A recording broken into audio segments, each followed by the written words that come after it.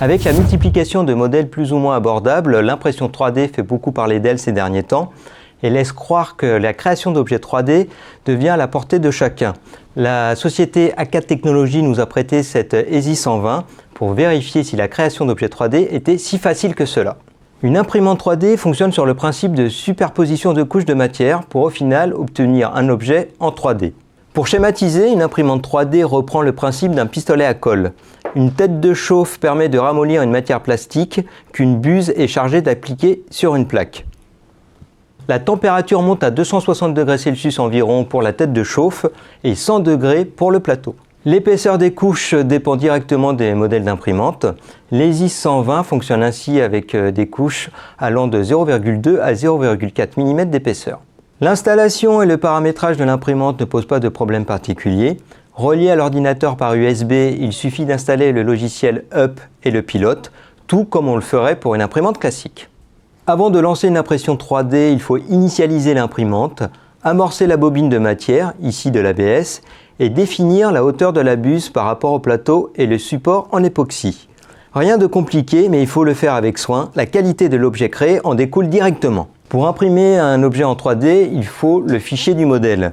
Si une imprimante classique utilise des fichiers doc pour Word, Excel ou encore PDF, les imprimantes 3D utilisent le format spécifique STL. Il s'agit d'un format d'export que tous les logiciels de création 3D utilisent. C'est là que les choses se corsent. Pour créer un objet de A à Z en 3D, il faut de sérieuses connaissances en dessin industriel et une très bonne maîtrise des logiciels de création 3D tels que Autodesk, SolidWorks, 3ds Max ou encore Maya. L'impression 3D en elle-même ne pose pas de problème particulier, il ne s'agit que d'envoyer un fichier à une imprimante. Il existe des sites qui proposent des bibliothèques d'objets à télécharger gratuitement pour les imprimer. Thingiverse est sans doute le plus connu d'entre eux. C'est ce que nous avons fait, nous avons ainsi lancé l'impression de plusieurs objets. Premier constat, l'impression 3D est un processus long. 10 minutes environ pour un petit objet, entre 2 et 3 heures pour un anneau de Mobius, un cube 3D ou encore un buste. Deuxième constat, la chauffe prolongée de la matière dégage une odeur caractéristique de plastique brûlé. Attention donc à bien ventiler la pièce où se trouve l'imprimante. L'objet imprimé sort en brut, il est nécessaire de le nettoyer. Le processus d'impression nécessite la création d'un support et la formation d'une sorte d'échafaudage, un squelette extérieur autour de l'objet. Un nettoyage qui peut prendre beaucoup de temps en fonction de la complexité de l'objet. 3 niveaux de finition sont proposés, brouillon, normal et haute. Le temps d'impression augmente en fonction de la qualité exigée.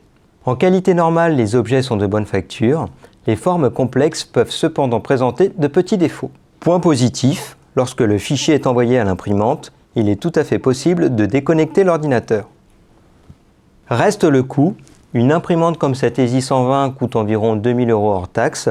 Il faut ensuite compter un peu moins de 50 € pour une bobine de matière brute de 700 grammes environ.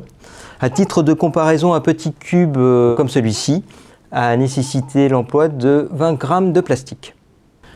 Quel est l'intérêt de ce type de machine? À titre individuel, aucun, à moins de maîtriser la CAO 3D.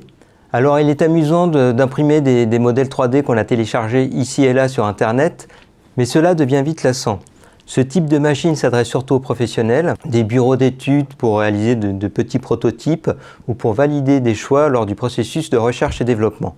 Ce sont aussi des machines qui s'adressent beaucoup à l'enseignement. Si vous souhaitez aller plus loin, nous vous conseillons l'excellent ouvrage de Mathilde Berchon et Berthier Luit, L'impression 3D aux éditions Erol. C'était Daniel Pasquale pour CNET France. Merci, à bientôt. En vidéo également sur Dailymotion YouTube et en podcast iTunes. Retrouvez-nous sur Facebook /CNET France et sur Twitter @CNET France.